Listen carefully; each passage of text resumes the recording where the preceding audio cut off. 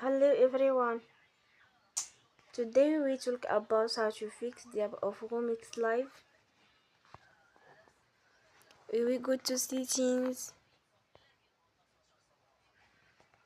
then we click on apps. After that we search the app RemixLive and then we click the wheel on full stop. After that we go to storage, then we click on clear cache.